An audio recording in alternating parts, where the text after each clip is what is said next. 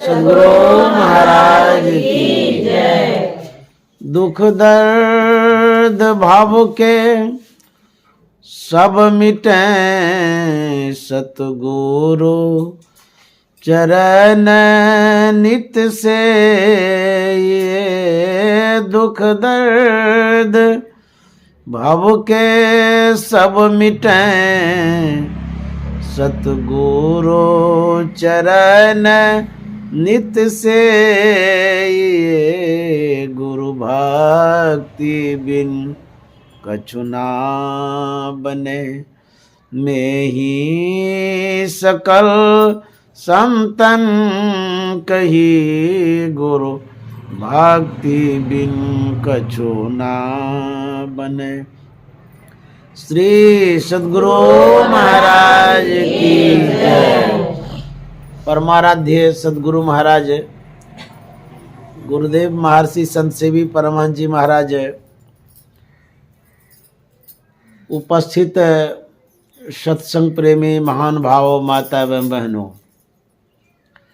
आज 7 दिसंबर 2024 ईस्वी शनिवार है। समय जाते देर नहीं लगती है। बालापन से युवापन में आए, युवापन से वृद्धापन में आए, वृद्धापन के बाद यहाँ से जाने की तैयारी हो जाती है। कोई तैयारी करते हैं, कोई नहीं भी करते हैं। तैयारी करिए कि नहीं करिए, वो जाना ही पड़ेगा।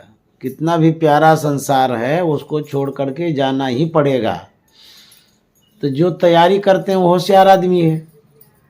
बट खर्चा ले लेते हैं, टिकट आदि की व्यवस्था कर लेते हैं।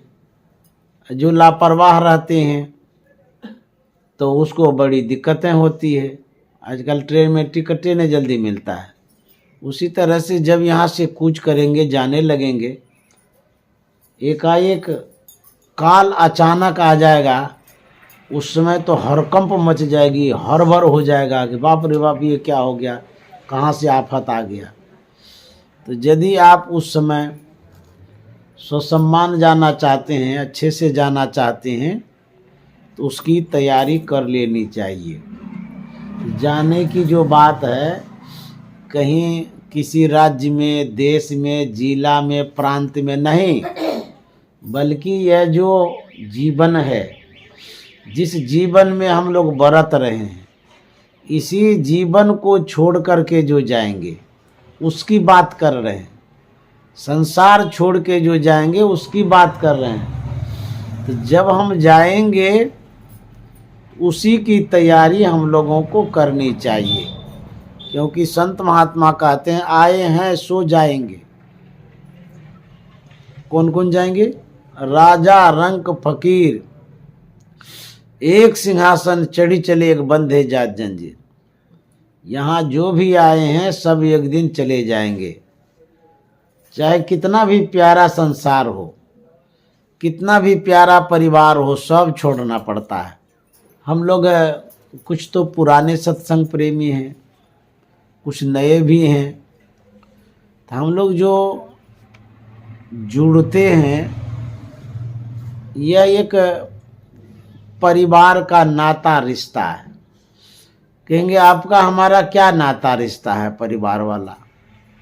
तो परिवार का एक ही रूप नहीं होता है। जिस परिवार में आप हैं, जो आपके माता पिता हैं, भाई बंधु हैं, वो तो परिवार है ही, वह भी एक रूप है।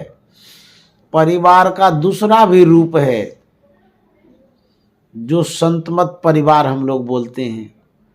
जिस धार्मिक संस्थान से आप जुड़े हुए होते हैं उसके आप परिवार बन जाते हैं। जैसे कोई बोलते हैं गायत्री परिवार, संतमत परिवार, आर्य समाज के जो होते हैं वो भी एक परिवार है। तो हम लोग संतमत परिवार से, यह गुरु का परिवार है। हम लोग जो जुड़े हुए हैं यह संतमत परिवार है। तो जिस तरह से हम परिवार में व्यवहार करते हैं, ठीक उसी तरह से हम लोग अपनत्व की भावना से संत मत परिवार वालों से मिलते और जुड़ते हैं। हम लोग जो आज एक दूसरे से जुड़ रहे हैं, यह एक गुरु परिवार का स्नेह है, संबंध है। गुरु ज्ञान में जो हम लोग जुड़े हुए हैं, इसीलिए हम लोग एक परिवार के हो गए। गुरु महाराज ने कहा है कि संत मता बिनु गति नहीं, सुनो सकल दे कान, जो चाहो उद्धार को बनो संत संतान। तो संत की संतान बनने के लिए गुरु महाराज कहते हैं, तो हम लोग संत की संतान हैं, हम लोग संत मत परिवार के हैं। यहाँ के श्रद्धालुओं ने जो भावना व्यक्त किया कि सत्संग भी हो जाए, एक पंथ दो काज, मिलना भी हो जाएगा और सत्संग भी हो जाएगा। तो सत्संग में हम लोग अपनी भावना को ही व्यक्त करते हैं। जैसे आप किसी सदस्य से मिलते हैं, परिवार से, जो भी आपके मन में सुख दुख की बातें होती है सो भी शेयर करते हैं। हम लोग भी जो मिल रहे हैं, बातचीत कर रहे हैं, परिवार के दृष्टि से, संत मत परिवार के दृष्टि से, तो मैं उसी ख्याल से आप लोगों के पास आ गया मिलने के लिए। तुलसीदास जी महाराज ने लिखा है, तुलसी या संसार में भांति भांति के लोग, सबसे हिल मिल के रो नदिया नाव संजोग।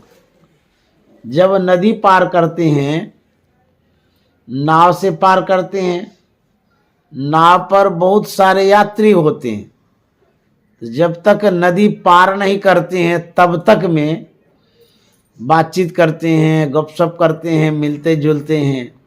और जब नदी पार कर गए, नाव से जब उतर जाते हैं, अपने अपने घर की ओर जाते हैं, अपने अपने गंतव्य की ओर जाते हैं।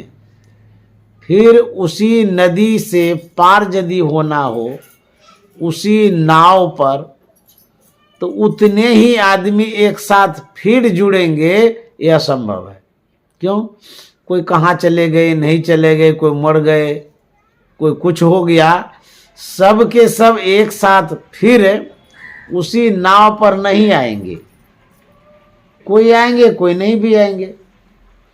उसी तरह से हम लोग जो इस संसार में आए हैं, जब बिछुड़ जाएंगे तो फिर इसी तरह से एक साथ सब के सब आएंगे, यह असंभव है।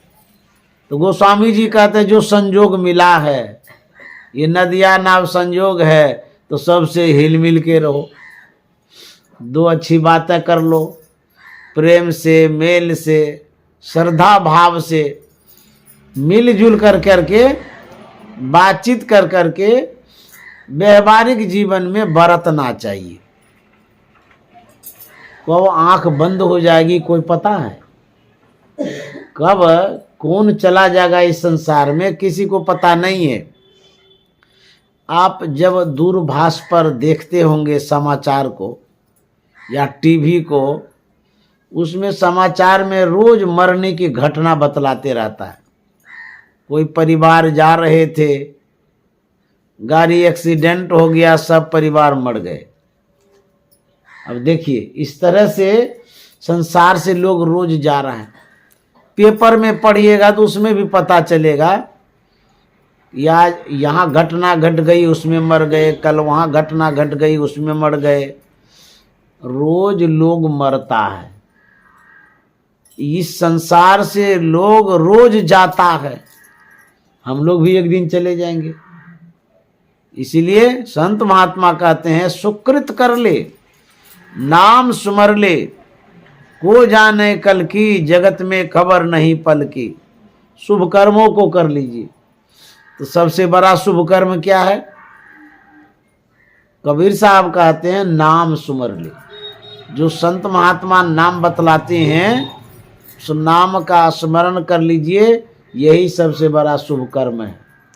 तो स्मरण अपने मन से करेंगे तो उतना लाभ नहीं होगा। तब संत सदगुरु से दीक्षा लेंगे, शिक्षा लेंगे, उसके अनुरूप जब करेंगे तब नाम सुमरना होगा और तब उस नाम से लाभ भी होगा। जो दीक्षा नहीं लिए हैं वो तो मनमुखी आदमी है, अपने ही मन से कुछ भी करेंगे, तो अपने मन से करेंगे तो उतना लाभ नहीं मिलेगा।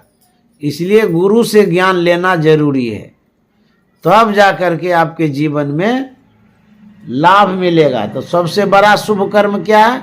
नाम सुमर ले। को जाने कल की, जगत में खबर नहीं पल की। सूरदास जी महाराज कहते हैं, जा दिन मन पंछी उड़ जई हैं, ता दिन तेरे तन तरवर के, सबे पात झरी जई हैं, जा दिन मन पंछी उड़ जई हैं। सूरदास जी महाराज कहते हैं, जिस दिन मन रूपी पंछी उड़ जाएगा, सांस निकल जाएगी, उस दिन क्या हालत होगी? जैसे गाछ को काट देते हैं तो पतझड़ हो जाता है, शोभाहीन हो जाता है, ठीक उसी तरह से जिस दिन सांस निकल जाएगी उस दिन आपको कोई नहीं पूछेगा।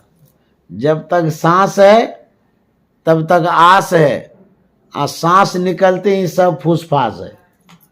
आप जो घर में इतना सम्मानित हो रहे हैं, जिंदा है तब ये, मर जाइएगा ना कोई सम्मान नहीं करेगा। तब क्या कहेगा? घर के कहत तो सवेरे काढ़ो, भूत हो ये घर खाइए। घर वाला कहेगा जल्दी जल्दी निकालो। क्यों? कहते हैं देर करेंगे भूत हो जाएगा, तो अब भूत होगा तो सबको पकड़ेगा, परेशान करेगा। इसीलिए कहते हैं कि जिस दिन सांस निकल जाएगी, सब संबंध, रिलेशन, जुड़ाव, मतलब खत्म हो जाएगा। कोई संबंध तब आपसे नहीं रख, सब संबंध विच्छेद हो जाएगा। जब तक सांस है तभी तक संबंध है। इसीलिए संत महात्मा कहते हैं, सांस सांस में नाम सुमर ले, अवध घटे तन की, जगत में खबर नहीं पल की। सांस जो अभी हम लोग ले रहे हैं, कहते हैं इस सांस को नाम से जोड़ दीजिए। नाम अर्थात गुरु मंत्र से, जप से जोड़ दीजिए। यदि आप इस सांस को जप में लगा देते हैं, इससे आपका जीवन धन्य हो जाएगा, सार्थक हो जाएगा। अन्यथा सांस तो निकलती रहेगी। जो भी आप काम करते हैं, अच्छा या बुरा, इस सांस को निकलना ही है।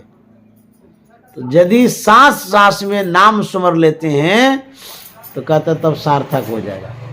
इसीलिए नाम लेकर के, दीक्षा लेकर के जब भगवत भजन में अपने आप को लगाते हैं तो यह जीवन धन्य हो जाता है। मनुष्य का शरीर मिला है, बड़भागी शरीर है। यदि इस शरीर को संसार में ही लगा के रखेंगे तो कहते तब इसका दुर्भाग्य है। गोस्वामी जी ने कहा, ते नर नरक रूप जीवत जग, भव भंजन पद विमुखा भागी, नहीं सत्संग भजन नहीं हरि को, श्रवण राम कथा अनुरागी। वह नर नरक के समान है। जो भगवत भजन नहीं करता है, सत्संग नहीं करता है, उसका जीवन नरकवत है।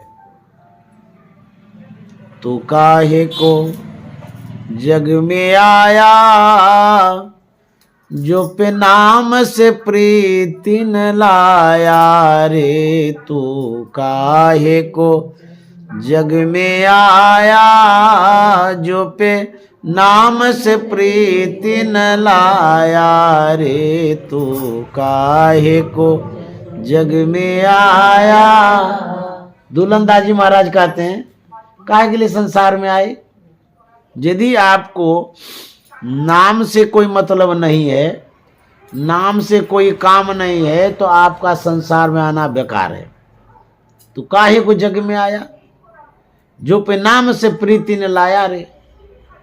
यदि नाम से मतलब नहीं रखे तो किस लिए आए संसार में?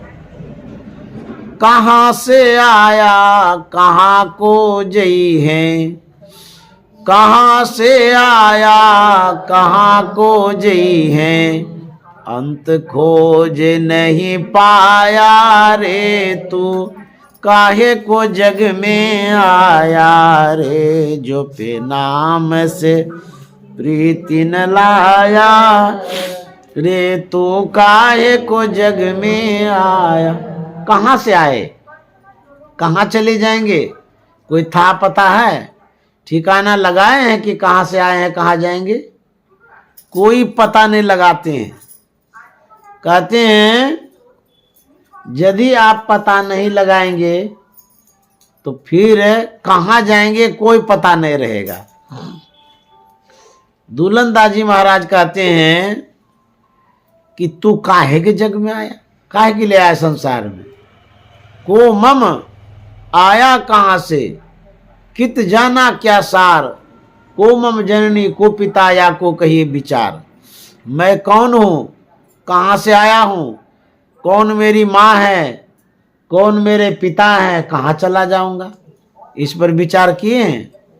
संत महात्मा कहते विचारिए कि आप कौन हैं, कहाँ से आए हैं, अब फिर कहाँ चले जाएंगे, ये विचारना बहुत जरूरी है। यदि विचार नहीं करेंगे तो पता तो लगा ही नहीं कि जाना कहाँ है, तो कहाँ जाएंगे जानते हैं। गोस्वामी जी ने बता दिया है जो भी जीव इस संसार से जाता है उनके लिए 3 स्थान 3 मार्ग है, 3 रास्ता है। कौन कौन रास्ता है, कहते हैं कि एक तो रास्ता है नरक वाला, दूसरा रास्ता है स्वर्ग वाला, तीसरा रास्ता है मोक्ष वाला। यही 3 रास्ता है। स्वर्ग नरक अपवर्ग निसेनी, ज्ञान विराग भगति सुख देनी। जीव के जाने का 3 रास्ता है। 3 रास्ता में नरक है, स्वर्ग है, मोक्ष है। तो कौन इस रास्ते पर जाएंगे, यदि भगवत भजन नहीं करते हैं, सत्संग नहीं करते हैं, कोई सत्कर्म शुभ कर्म नहीं करते हैं, उसके लिए रास्ता बना हुआ नरक वाला, उधर चले जाएंगे। दूसरा यदि सत्संग भजन करते हैं, परोपकार करते हैं, पुण्य धर्म करते हैं, उसके लिए रास्ता है स्वर्ग वाला। तीसरा यदि आप ध्यान करते हैं, मोक्ष प्राप्ति का प्रयत्न करते हैं, तो आप परलोक में जाएंगे। 3 रास्ता है, 3 तरह का आदमी जाएगा उस रास्ते पर। जैसे हम लोग ट्रेन से आते हैं तो उसमें 3 तरह का डिब्बा होता है। एक जनरल वाला होता है, एक रिजर्वेशन वाला होता है, तीसरा होता है एसी वाला। तो जो जनरल वाला बोगी है उसमें चढ़ कर के देखे होंगे कितनी भीड़ रहती है, कसम कस आदमी रहता है उस डिब्बा में। जनरल वाला भेड़ बकरी की तरह सब चढ़ता है, पैर रखने के लिए जगह नहीं, पॉकेट मारी भी हो जाती है। तो जो जनरल बोगी है उसमें नरक जैसा जीवन हो जाता है, अंदाज कर लीजिएगा चढ़ करके। चढ़े होंगे तो पता हो गया होगा। तो ये हो गया नरक वाला मार्ग, जनरल बोगी।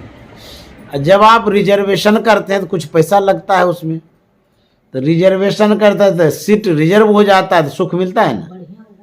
पूरे सीट पर आप बैठ करके सो करके आराम से आते हैं, ये स्वर्ग वाला रिजर्वेशन है, समझ गए।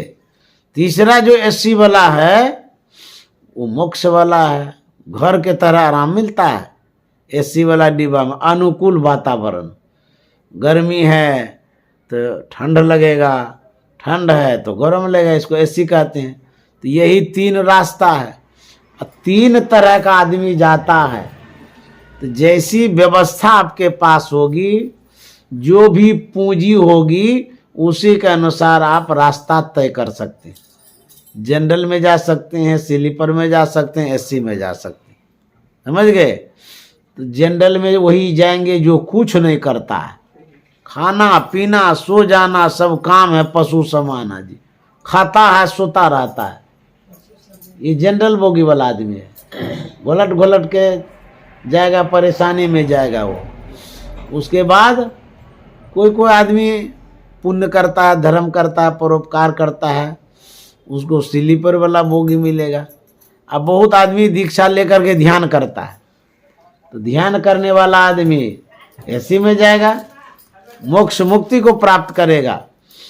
इस तरह से जाना है। अब आपको चुनाव करना है, चयन करना है कि हमको जाना किस ओर है। चुन लीजिए जो रास्ता आपको पसंद हो, उसी ओर जाइए। कबीर साहब ने कहा है, कहे कबीर अंत की बारी क्या होगा, हाथ झारी ज्यों चला जुआरी। कबीर साहब कहते हैं जब अंत की बारी होगी, कौन सा अंत की बारी, जिस समय सांस छूटेगी, शरीर छूटेगा, संसार छूटेगा, उसको कहता अंत की बारी। अंत की बारी में क्या होगा, जो मूल पूंजी है धन आपके पास, यदि जुआ में हार गए तो जुआ में जब हार गए तो हाथ झाड़ के घर न जाएंगे, हाथ में तो कुछ है नहीं जो फिर खेलिएगा। ठीक उसी तरह से ये जो शरीर है ये मूल पूंजी है, मूल धन है। संसार में ही लगा करके यदि आप हार गए तो फिर अंतिम में क्या होगा, खाली हाथ आए थे खाली हाथ जाएंगे। वहां से क्या तू लाया बंदे और यहाँ से क्या ले जाएगा, वहां से क्या तू लाया बंदे, यहाँ से क्या ले जाएगा। मुट्ठी बांधे आया जग में, हाथ पसारे जाएगा। देखिए जब आए थे तो कुछ भी नहीं था साथ में, जाने लगेंगे तो अब भी कुछ साथ नहीं रहेगा। कहेंगे इतना जो हम जमा करते हैं, जमीन जगह भी बनाए हैं, घर मकान भी बनाए हैं, छोड़ के कैसे जाएंगे, कुछ तो लेके ही जाएंगे। भले उस समय मुट्ठी में कुछ नहीं था, लेकिन अभी तो हम आँख से देख देख करके जमा कर रहे हैं, तो ले तो जाएंगे, पहले से ही बांध लेंगे। जब मरने का समय होगा ना, रुपया पैसा सब सिरौना में रख लीजिएगा, समझे, ताकि ले जाने में अच्छा रहेगा।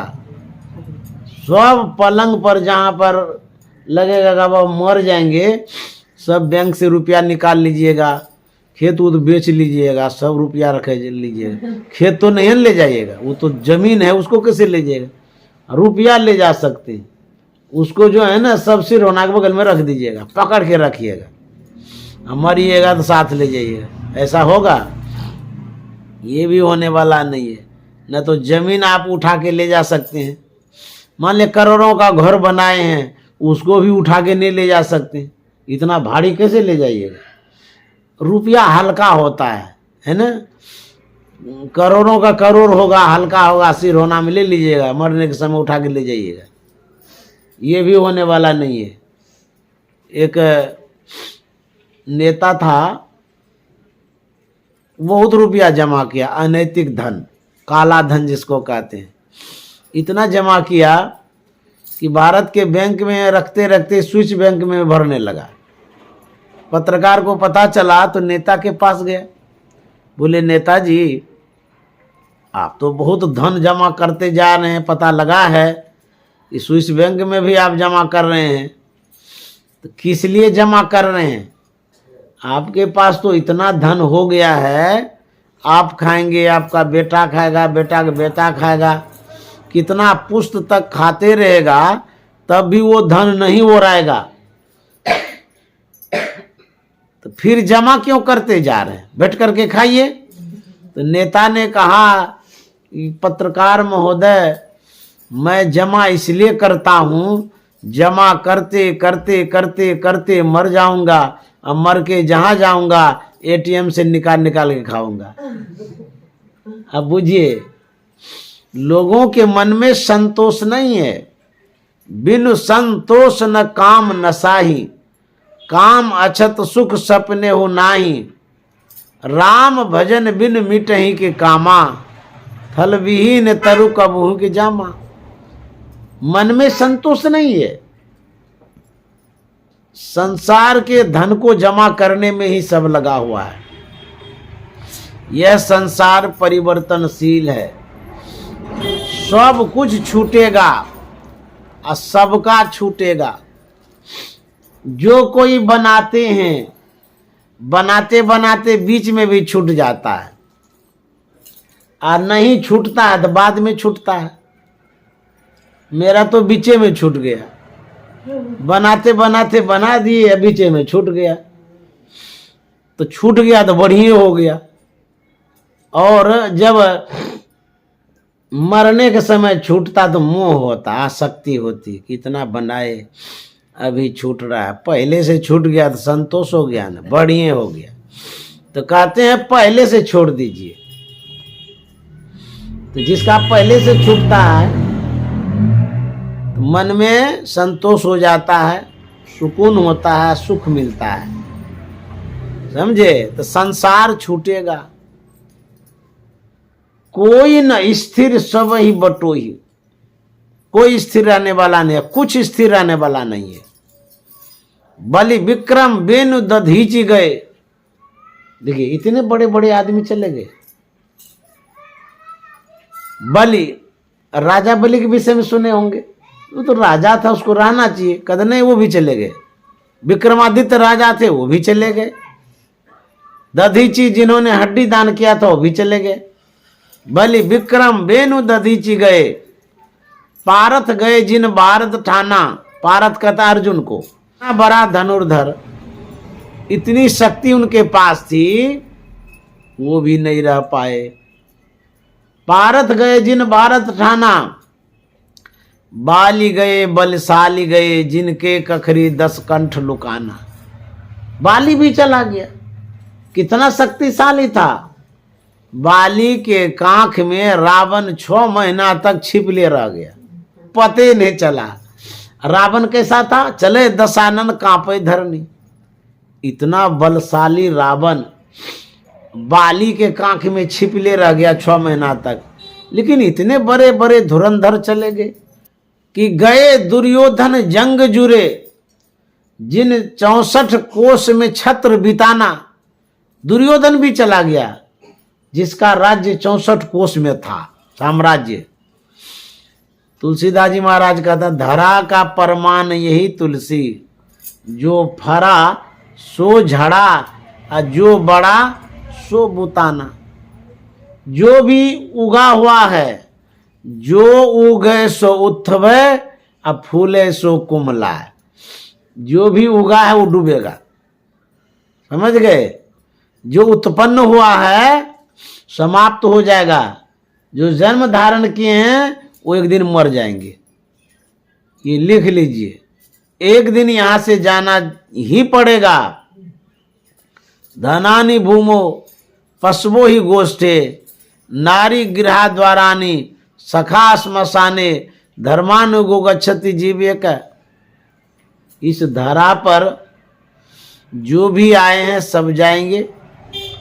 कहते हैं धनानि भूमो, धन धरा पर धरे रह जाएगा, उसको छोड़ के आप चले जाइएगा। पशुओं ही गोष्ठे, जो पशु है पशुशाला में बंधे रह जाएगा, आप यहां से चले जाइएगा। नारी गृह द्वारानी, जो नारी बेचारी है घर से बाहर बाहर से घर करके रह जाएगी, यहां से चले जाइएगा। कहते हैं सखा श्मशाने, सखा कहते हैं मित्र को, परिवार को, कुटुंब को, समाज को। वो लोग कंधे पर उठाएगा, एक दिन उठा करके श्मशान घाट ले जाएगा। राम नाम सत्य है, सबका यही गत है कह करके जाएगा श्मशान घाट, जला करके घर चलाएगा, आपसे नाता तोड़ लेगा वो। तब क्या जाएगा साथ में, धर्मानुगो गच्छति जीव एक है, जीव के साथ धर्म और अधर्म जाता है, ये चीज जाता जरूर है। धर्म जाता अधर्म जाता है। हम लोग जो शुभ कर्म करते हैं ये सुखदायी कर्म है, आपको सुख देगा शुभ कर्म। यदि अशुभ कर्म करते हैं वो दुख देगा।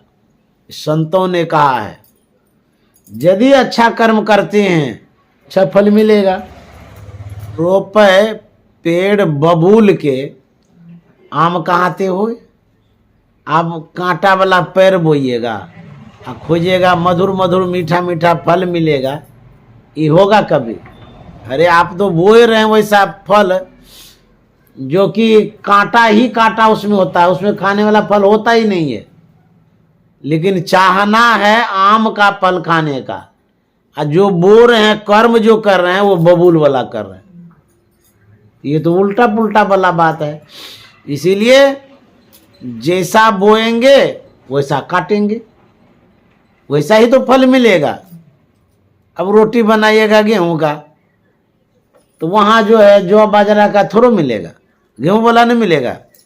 उसी तरह से जो कर्म हम लोग करते हैं उस कर्म का परिणाम फल मिलता है।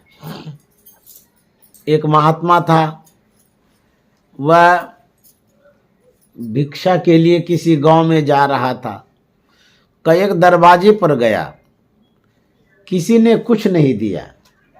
जाते जाते वो एक बूढ़े के दरवाजे पर जाता है, आवाज़ लगाता है भिक्षाम देही। जैसे आवाज़ लगाया भीतर से एक बूढ़ी आई। बूढ़ी पूछती है कि क्या चाहिए आपको, क्यों आवाज़ लगाए, क्या बात है? महात्मा ने कहा कि मुझे कुछ भिक्षा चाहिए, जो भी आपके पास है भिक्षा में दे दीजिए, उसको लेकर के जाएंगे, खाए पिए नहीं है। तो बूढ़ी कहती है इतना जवान शरीर है, हट्टा कट्टा शरीर है, भीख मांग करके खाते हैं, भागे यहाँ से, कुछ नहीं मिलेगा, यहाँ से जाइए।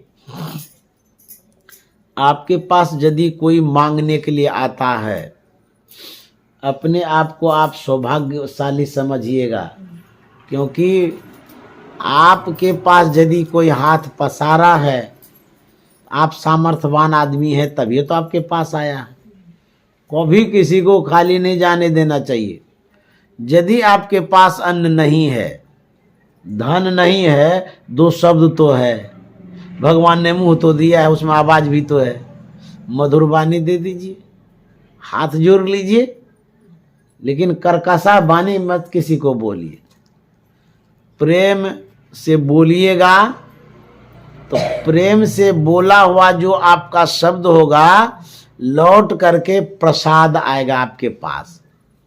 लिख लीजिए इस बात को। खाली बोलने से वही चीज जो आप बोल रहे हैं यह भी एक कर्म है, वही आपको लौट के आएगा। जैसे एक दीवार है, आप फुटबॉल में खूब जोर से मारिए, और जब दीवार के पास फुटबॉल जाएगा तब कहाँ जाएगा? फिर जानते हैं, जोर से जो आप ठोकर मारे हैं फुटबॉल में, दीवार से टकरा करके आप ही की तरफ वो चला जाएगा। होता है ना ऐसा, क्योंकि आगे जाने का रास्ता है नहीं, वहाँ से टकराया फिर इधर चला जाएगा। उसी तरह से आप यदि मधुर वाणी में बोलेंगे, वह वाणी लौट करके आपके पास आ जाएगी, प्रसाद हो जाएगा, कृपा हो जाएगी। इसीलिए मधुर वचन है औषधि, कटुक वचन है तीर, श्रवण द्वार है संचरे घाले सकल शरीर। कम से कम मधुर वाणी में तो बोल सकते हैं। बूढ़ी कहती है कि जाइए यहाँ से, कुछ नहीं मिलेगा। कंजूस थी वो, कुछ दिया नहीं, भीतर चली गई। महात्मा के मन में होता है कि कई दरवाजे पर गए, कोई कुछ दिया ही नहीं, कहाँ अब भटकेंगे, इन्हीं से लेकर के जाएंगे। भले गुस्सा आ गई है, हम लोगों को क्या है, हम लोग तो साधु महात्मा है, खोद खाद धरती से काट कूट बन रहा है, कटुक वचन साधु से और से सहा न जाए।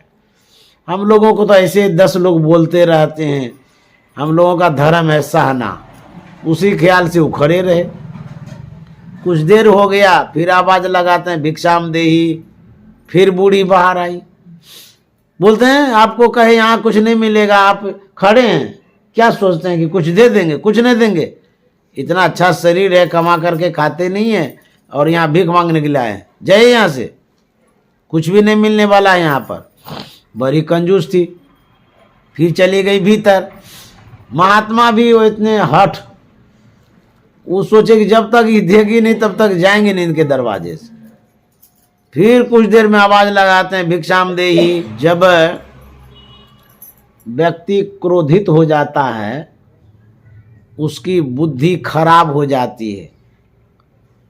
जैसे शरीर का भोजन रोटी भात सत्तू है ना, और जो गाय है भैंस है घास खाती है, भूसा खाती है।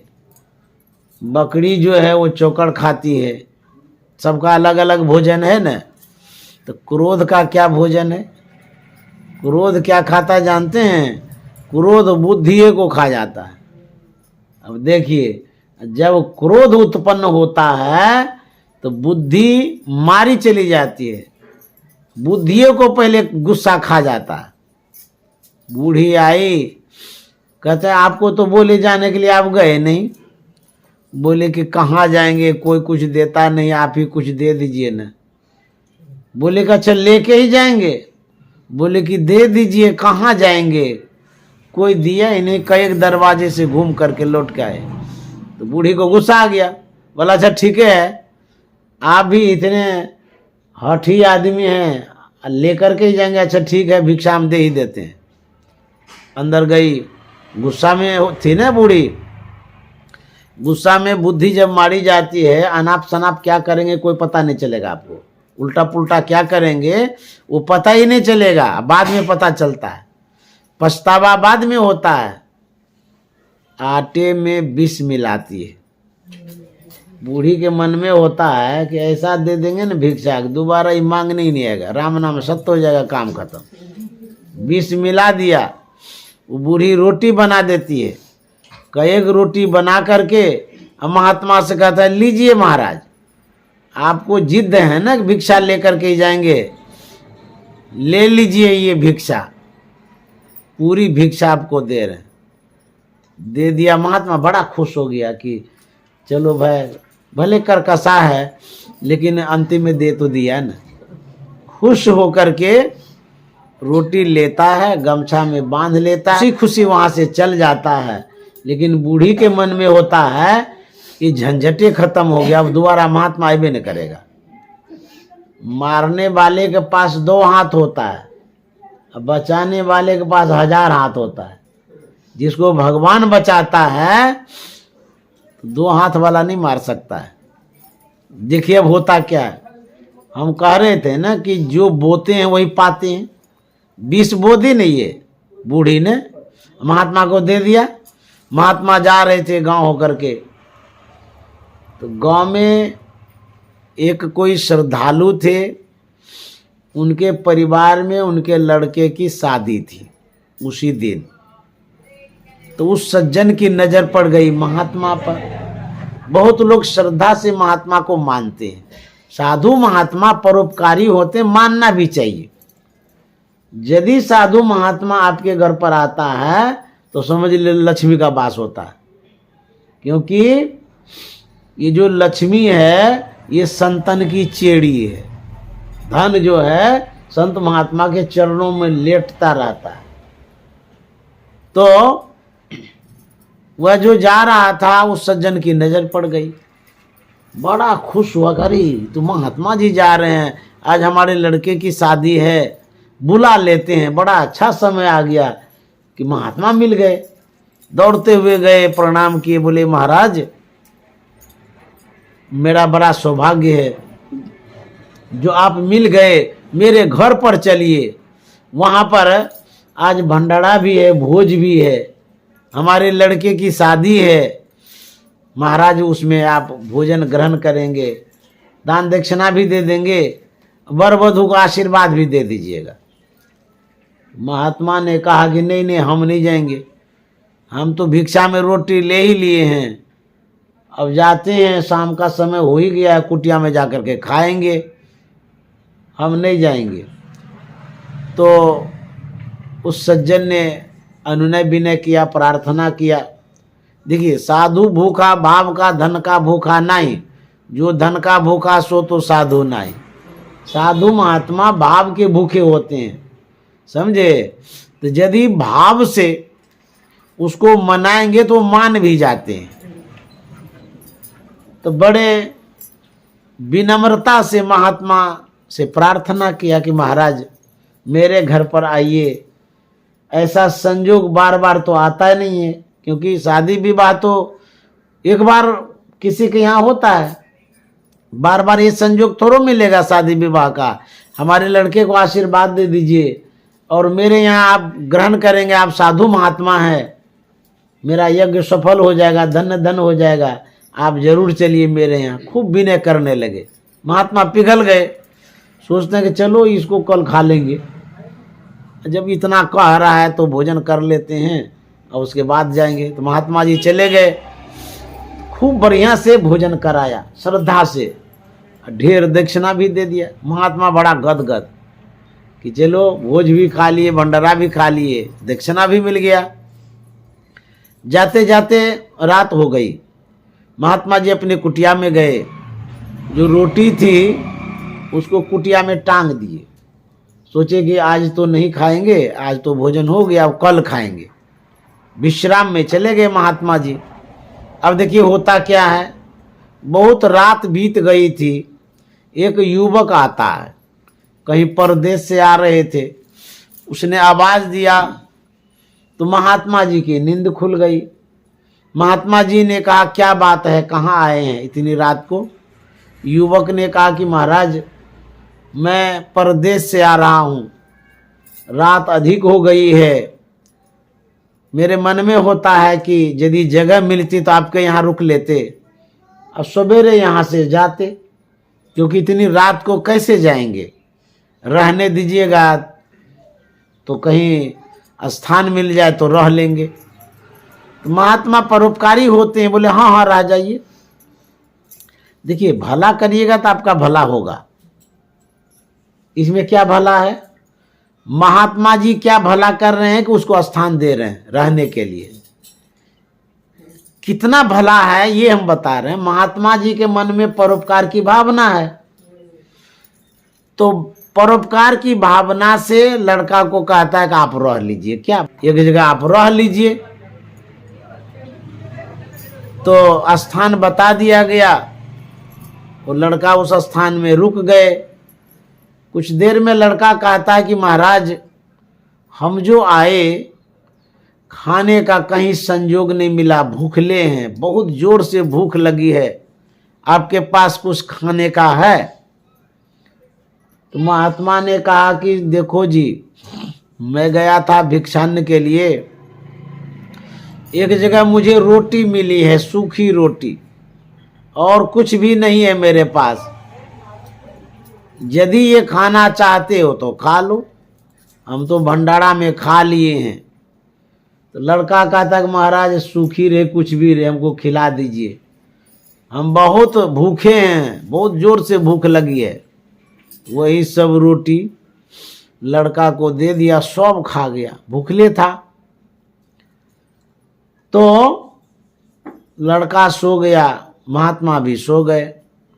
सवेरा जब होता है तो महात्मा जी तो जग गए, लड़का मर गए, सुतले रह गया।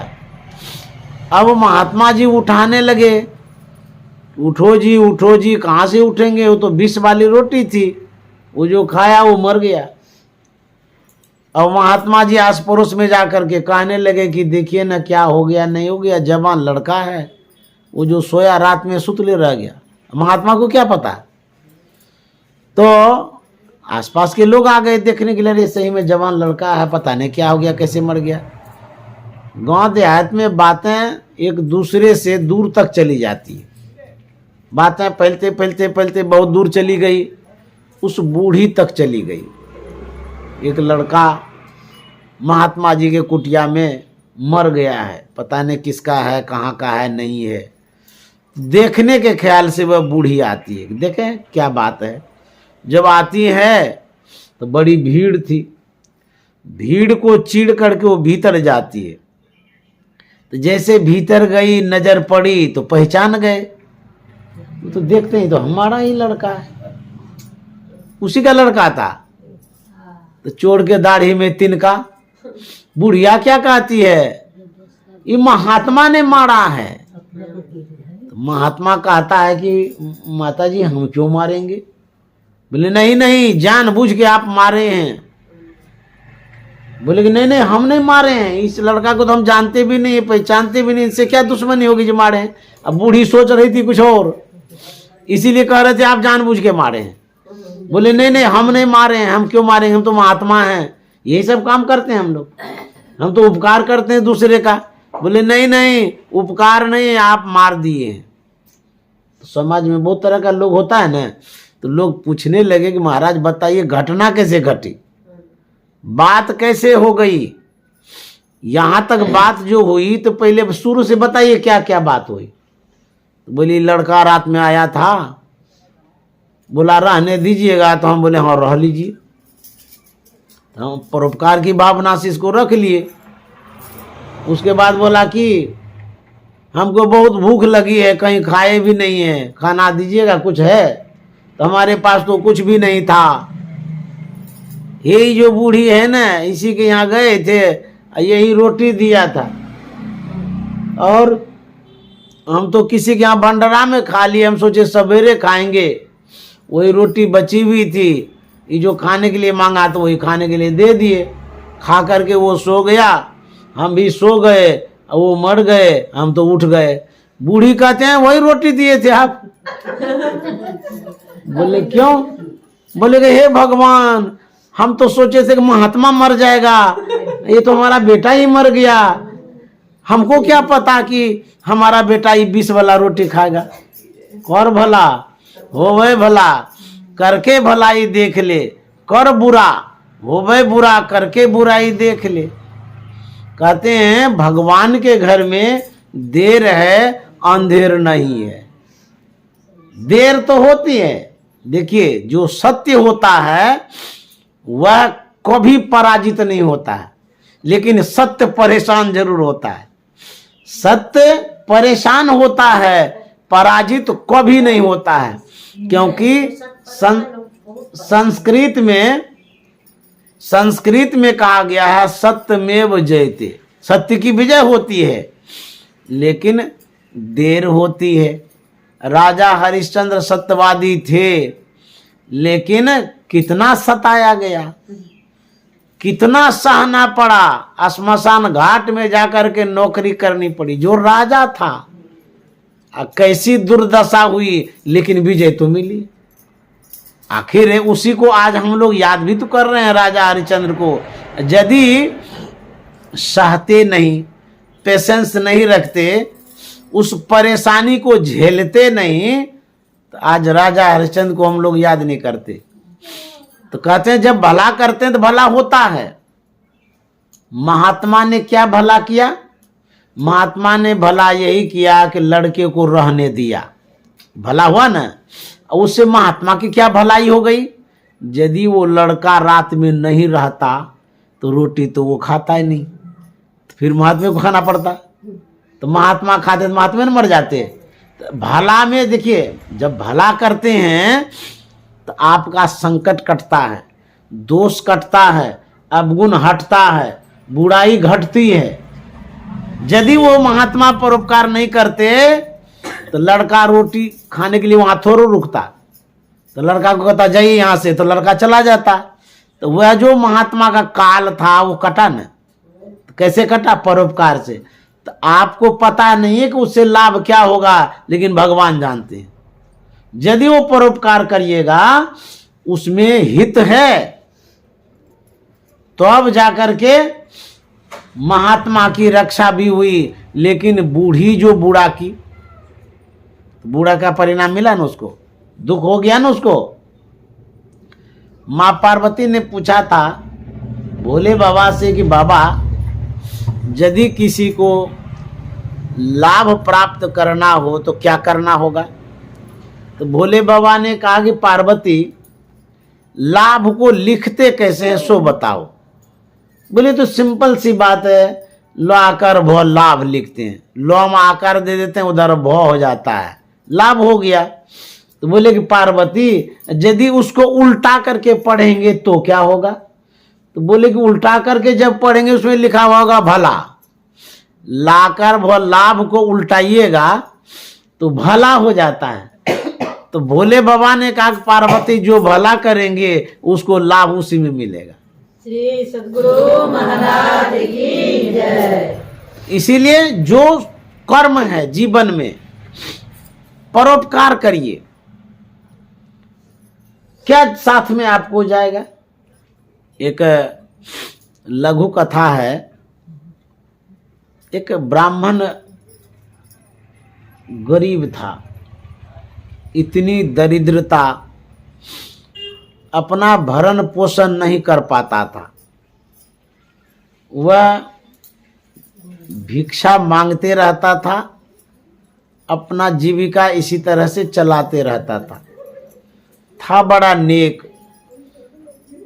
अच्छा हृदय का था। देखिए लोग कहा करते हैं कि अच्छे आदमी को भी कष्ट होता है, होवे करेगा, ये संसार ही है, सुख दुख से बना है संसार, सुख भी होगा दुख भी होगा। तो वह कष्ट में जीवन तो बिता ही रहा था। एक बार गया अर्जुन के पास, भगवान श्री कृष्ण भी उपस्थित थे। उस ब्राह्मण देवता ने कहा कि अर्जुन, मैं गरीब ब्राह्मण हूं, मेरी आर्थिक स्थिति बड़ी दयनीय है, परिवार पालन पोषण सही ढंग से नहीं कर पाता हूं, आप लोग बड़े आदमी हैं, मुझे दीनहीन ब्राह्मण को यदि आप हेल्प कर दें, मदद कर दें, मेरा भरण पोषण सही ढंग से चल जाए। तो अर्जुन ने कहा कि मेरे राज्य में इतनी दरिद्रता है, प्रजा लोग भूखे मरते हैं, मेरा धन किस काम का है, मेरा धन किस काम का है। अर्जुन ने भगवान श्री कृष्ण से कहा, भगवान मैं इसको इतना धन दे देता हूं, बहुत दिनों तक बैठले बैठले खाएगा। तो भगवान श्री कृष्ण मुस्कुराने लगे। अर्जुन ने कहा, आप मुस्कुरा क्यों रहे हैं? बोले कि अर्जुन, जिसको तुम दे रहे हो उसके भाग्य में होगा तब न, उसके भाग्य में रहेगा तब न। बोले रहेगा क्यों नहीं, अभी हम प्रत्यक्ष में देंगे उनके हाथ में, भाग्य में रहे या न रहे हम भाग्य बना देंगे न दे करके, इतना धन दे देंगे, अमीर हो जाएगा वो। बोले देखे देखो। अर्जुन अंतःपुर जाता है, मोहरों की थैली लेता ढेर, सोचा कि ढेर दे देंगे ना, बहुत दिनों तक बैठ करके आराम से खाएगा, भिखे नहीं मांगेगा। इतना मोहरों की थैली लेता है और उस ब्राह्मण देवता के हाथ में देता है। ब्राह्मण देवता तो बड़ा गदगद, बाप रे बाप, आज तो मेरा उद्धार ही हो गया, इतना मिल गया धन। अर्जुन भी बड़े अच्छे धर्मात्मा पुण्यात्मा हैं, आज हमको तो निहाले कर दिए। भगवान कृष्ण देख रहे थे, वह ब्राह्मण देवता लेकर के जा रहा था, एकांत पाकर के कोई गुंडा बदमाश आता है, धन अधिक देखने के कारण लूट लेता है, छीन लेता है। वो ब्राह्मण देवता से ले लिया, लेकर के भाग गया। वो ब्राह्मण देवता गरीब का गरीब ही रह गया घर, बड़ा निराश उदास मन से पत्नी से कहा कि देखिए, एक तो पहली बार हमको अर्जुन ने इतना धन दिया, हम तो अमीरे हो जाते, लेकिन भगवान भी कितने निर्दयी हैं, ये देखिए बदमाश से छीन लिया, क्या मेरा भाग्य है, दिया भी और लूट लिया। उसकी पत्नी कहती कोई बात नहीं, घबराइए नहीं, जिसने दिया है उसके पास बहुत है तब न दिया है। तो बोले जितना आपको दिया है उससे बहुत गुना उसके पास है, फिर जाइए कुछ दे देंगे। लाज शर्म की क्या बात है, हम लोग मांगने वाले हैं, गरीब आदमी हैं, वो लोग राजा है। तो पत्नी की बात को मान करके ब्राह्मण फिर जाता है। भगवान श्री कृष्ण और अर्जुन दोनों थे वहां पर। तो अर्जुन देखता है कि वही ब्राह्मण है। तो भगवान कृष्ण ने कहा, अर्जुन तू तो कल ही इनको दे दिया था ढेर मोहरों की थैली, ये तो फिर आ गया मांगने, अब क्या हो गया? तू तो कह रहा था हम देंगे इतना, तो क्यों नहीं होगा? अब हुआ क्या? अर्जुन ने पूछा कि आपको तो हम ढेर धन दे दिए थे, मोहरों की थैली, फिर आज आ गए मांगने के लिए? इतना हम दिए थे, कितना बरस तक आप खाते तब भी नहीं हो रहा था, मांगने क्यों आ गए फिर? बड़े विनम्र भाव से उस ब्राह्मण ने कहा कि क्या कहेंगे, हम लेकर के जा रहे थे, कोई बदमाश छीन लिया, मेरे भाग्य में ही नहीं था, छीन लिया, चला गया, लूट लिया। अर्जुन ने कहा, अच्छा कोई बात नहीं है, फिर हम देते हैं, दूसरी चीज देते हैं, ऐसा देंगे कि छीनबे नहीं करेगा। भगवान कृष्ण फिर मुस्कुराए, बोले भगवान आप मुस्कुरा क्यों रहे हैं? बोले कि अर्जुन जिसको तुम दे रहे हो जो कुछ भी, उनके भाग्य में रहेगा तब न। बोले भाग्य में क्यों नहीं रहेगा? अब की बार लाल देंगे, छोटा सा होगा, कोई देखबो न करेगा, छीनबो न करेगा। अर्जुन आया, लाल लेकर के ब्राह्मण देवता को दिया, वह लाल लिया, झांप तो पड़ के चला घर। जाते जाते घर पहुंच गया। जिस समय ब्राह्मण देवता घर पहुंचता है, उस समय उनकी पत्नी बाहर थी, घर में नहीं थी। अब उस समय रखने के लिए कोई अलमीरा गोदरेज तो होता नहीं था, मिट्टी का घड़ा था, 2 ठो एक जगह रखा हुआ, उसी एक घड़ा में रख दिया। सोचा कि बाद में पत्नी आएगी तब बताएंगे, तो घड़ा में रख दिया। वो ब्राह्मण देवता चला गया घूमने, उसकी पत्नी आ जाती है, पत्नी को पानी लाना था। अब देखिए, तो जो जिस घड़े में लाल रखा गया था, संयोग से वही घड़ा उठा ली। अब लेकर के चली नदी में, नदी में जाके सीधे डुबाई और धो धा करके नीचा गिरा दी। वो लाल चला गया नदी में, बह गया, खत्म हो गया वो। अब पानी भर करके वो घर आती है, तो ब्राह्मण देवता आता है, पत्नी से कहता है आज अर्जुन ने लाल दिया है। बोले देखे दिया ना, आप कह रहे थे कैसे जाएंगे, कहाँ रखे हैं? बोले घड़ा में रखे। तो वो ब्राह्मणी कहती है किस घड़ा में रखें? तो घड़ जा करके बताने लगे कि जिसमें पानी था, बोले इसी घड़ा में रखें। बोले इस घड़ा में कहाँ कुछ है, इसमें तो हम पानी लाए हैं अभी। बोले हे भगवान, वो हो गया लाल, निहाल हो गया। तो बोले कि क्या कर दिए? क्या करेंगे, हमको पानी लाना था, पानी लाई, इसमें तो कुछ था ही नहीं। बोले नहीं, इसमें लाल था, तू जाकर के उल्टा दिया, फेंक दिया, अब क्या होगा? तो उसकी पत्नी कहती है कि अच्छा कोई बात नहीं, फिर जाइए। बोले बार बार तू कहते फिर जाइए फिर जाइए, अब लाते तो हैं लेकिन रहता ही नहीं है। बहुत आदमी बोलता है क्या, हम कमाते हैं टिकता ही नहीं है, ऐसा बोलता है लोग सब। देखिए जमा रोज करते हैं, पैसा बहुत कमाते हैं, हमारे घर में टिकता नहीं है। अच्छा पैसा जो है उसको फेंकना होता है क्या? पंछी की तरह उड़ता है क्या पैसा, या आपके हाथ से उछलता रहता पैसा? मान ले 5,000 रुपया कमा के लाए, वो कुदकता तो नहीं है। अरे भाई उससे आप कुछ खरीदते हैं तब न भागता है आपसे, हाथ से खर्चा आप करते हैं और दोष दूसरे को देते हैं कि टिकता ही नहीं है, वृद्धि नहीं होता है। बुझिए कैसा सब, वृद्धि कैसे नहीं होगा? आप उसको जमा करके रखिएगा तब ना, उड़ाते रहते हैं। तो बोले कि फिर जाइए ना, जरूर मिल जाएगा कुछ न कुछ। फिर गए तीसरी बार, तो भगवान कृष्ण ने जब देखा तो मुस्कुराने लगे। बोले अर्जुन तू इसको देता तो जरूर है, लेकिन फलता कहाँ है जी, टिकता कहाँ है? फिर तो आया, पूछो क्या हो गया? बोले कि आपको तो कल लाल दिए थे, क्या हो गया? बोले कि घड़ा में रखे थे, हमारी पत्नी नदी में जाकर के फेंक के आई गई, गिरा दिया, वो भी चला गया। तो अर्जुन कहता अच्छा ठीक है, अब की बार और कुछ देते हैं।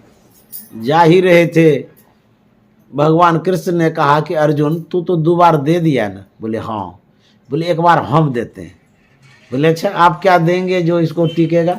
बोले देने न दो हमको, तुम्हारा हो गया ना 2 बार देना, अब की बार हम देते हैं इस ब्राह्मण देवता को। भगवान कृष्ण 4 आना निकालते हैं, 25 पैसा, 4 आना उस ब्राह्मण के हाथ में देते हैं। ब्राह्मण देवता ले तो लिया, लेकिन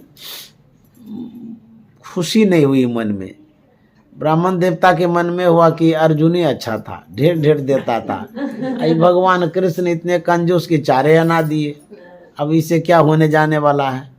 अच्छा दिया है तो दिया है, लेकर के जा रहा था। जाते जाते जाते एक तालाब में मछली मारने वाला था। देखिए भला करने से भला होगा, यही हम बता रहे हैं। ध्यान में रखिएगा इस बात को, हम कहने क्या जा रहे हैं। जब भला आप करेंगे, उपकार करेंगे, परोपकार करेंगे तो आपका भला होगा। इस कथा में यही सार है। तो मछली मारने वाला बड़ी बड़ी मछली ऊपर कर रहा था और जमीन पर रख रहा था, तो मछली उछल रही थी, प्राण गंवा रही थी। ब्राह्मण देवता के दिल में दया आ गया, आहा कैसे हत्या कर रहा है, देखिए तो मछली बेचारी पानी के बिना प्राण त्याग रही है। तो दिल में जो दया आ गई, मछली को बचाने के ख्याल से मछुआरे से कहता है, अरे मछुआरा तू इतनी बड़ी बड़ी मछली को मारता रहता है, तुम्हारे दिल में दया नहीं होती है, इतना हिंसा करता है तुम? बोले हमारा यही रोजगार धंधा है, तो इसमें हिंसा की क्या बात है, हम लोग यही करते ही, ये पेशा है, मारते हैं, बेचते हैं, खाते हैं, यही धंधा है हम लोगों का।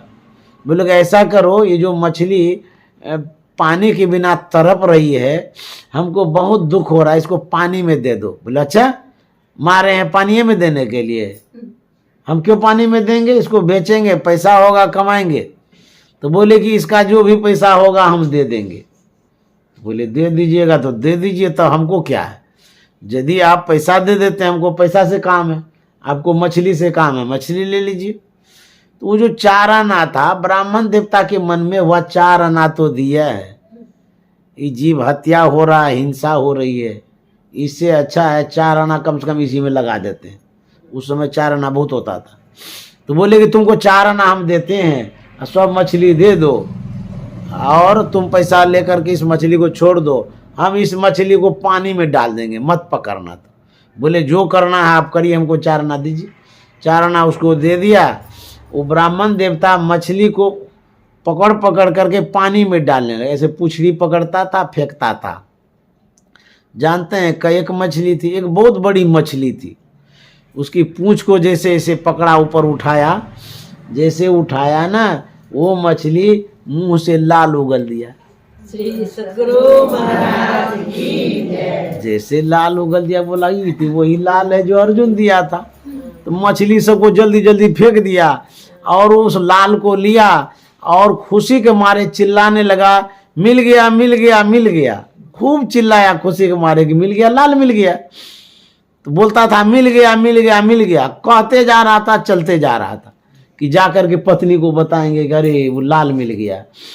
तो जा रहा था, जोर जोर से चिल्ला रहा था, मिल गया मिल गया मिल गया। ये जो कह रहा था मिल गया मिल गया मिल गया, तो होता क्या है, जिस बदमाश ने वो थैली छीना था, वो बदमाश पासे होकर के जा रहा था, उसने सुन लिया कि मिल गया मिल गया मिल गया। तो बदमाश सोचता है कि हम जो आए न सामने में, वो देख लिया है, पहचान लिया है, ये हल्ला कर रहा है मिल गया मिल गया मिल गया। तेजी से वो आया, बोला चुप रहो चुप रहो चुप, काहे हल्ला करता है, अरे मिल गए तो मिल गए, तुमको हम दे देते मोहरों की थैली, मत बोलो किसी को। वो गया मोहरों की थैली लाया, बोला ये ले लो, तुम्हारा हल्ला मत करना। तो वो भी मोहरों की थैली ले लिया, घर चला गया। लाल भी मिल गया, मोहरों की थैली मिल गया, सब मिल गया। उसके बाद फिर ब्राह्मण देवता जाता है भगवान के पास कहने के लिए कि देखिए हमारा सब कुछ मिल गया। जैसे गए तो अर्जुन कहते हैं भगवान आप तो दिए थे इनको, फिर ये आ गया देखिए। बोले कि पूछो तो सही है क्यों आया है। अर्जुन ने कहा कि अब क्यों आए हैं आप, आपको तो भगवान ने भी दिया था कल। बोले कि अब लेने नहीं आए हैं। बोले तब खुशखबरी सुनाने आए हैं। श्री सद्गुरु महाराज की बोले क्या खुशखबरी है बताओ। बोले कि जो कुछ भी आपने दिया था, मोहरों की थैली वो भी मिल गई, जो लाल था वो भी मिल गया। बोला ये कैसे हो गया। बोले कि ऐसे ऐसे हो गया। वहां पर मछली जो पकड़ रहा था ना, उसको हम फेंक रहे थे, उसी में लाल उगल दिया, उससे मिल गया। फिर मोहरों की थैली जो लेकर के भाग रहा था, हम जो बोलते जा रहे थे मिल गया मिल गया मिल गया, उसके मन में हुआ कि वो देख लिया इसीलिए कहता मिल गया, तो मोहरों की थैली भी दे दिया। तो अर्जुन ने कहा भगवान ये कैसे हो गया। बोले कि अर्जुन जो कुछ तुम दे रहे थे, मोहरों की थैली दिया, ये आसक्ति के कारण लिया था कि हमको ढेर धन संपत्ति हो गया। तो जिसको अपना ये समझ लिया तो परोपकार में तो लगाया नहीं, मन में था कि हमारा अपना हो गया, इतना अर्जुन ने दिया। लेकिन जिसको अपना समझ रहा था वो सब सपना हो गया, बदमाश ले लिया। फिर लाल लेकर के गया, ये भी मन में था कि हमको लाल मिल गया, अब निहाल हो जाएंगे, उसको भी अपना इसने समझा, तो वो भी चला गया इनके हाथ से। हम जो 4 आना दिए ना, इसके मन में कोई अपना तपना नहीं हुआ। ये मन में सोचा दो 4 आना तो दिया है, इसे क्या होने जाने वाला है। इसको अपना ही मानवे नहीं किया। उसी नहीं मानने के कारण इसके मन में हुआ कि 4 आना भगवान ने दिया है, रख करके क्या करेंगे, थोड़ा परोपकार पुण्य कर लेते हैं, मछली का प्राण तो बचा लें, इस 4 आना से होता कुछ नहीं है, होगा कुछ भी नहीं। तो ये जो उपकार में 4 आना लगाया, इसी परोपकार के कारण, पुण्य के कारण 4 आना उपकार में लगाया। लेकिन जो भी इसके भाग्य में चला गया था वो सब लौट करके 4 आना में आ गया। श्री सद्गुरु महाराज की जय। आप लगाते थोड़ा सा है, लेकिन आता ढेर है, जो आपके भाग से भाग गया है वो भी जुट जाता है। इसी तरह से पुण्य करना चाहिए, परोपकार करना चाहिए, धर्म करना चाहिए। सत्संग कराने से आपके भाग्य में जो नहीं है वो आ जाएगा, आएगा। थोड़े से ही बहुत कुछ मिलेगा। तो आपने तन लगाया, धन लगाया, वचन लगाया, मन लगाया, इस लगा करके इतने आदमी को आपने बुलाया घर पर, सत्संग कराया, सत्संग का बहुत बड़ा फल मिलता है, समझे। तो आपको बहुत बहुत धन्यवाद है, साधुवाद है। श्री सद्गुरु महाराज की जय।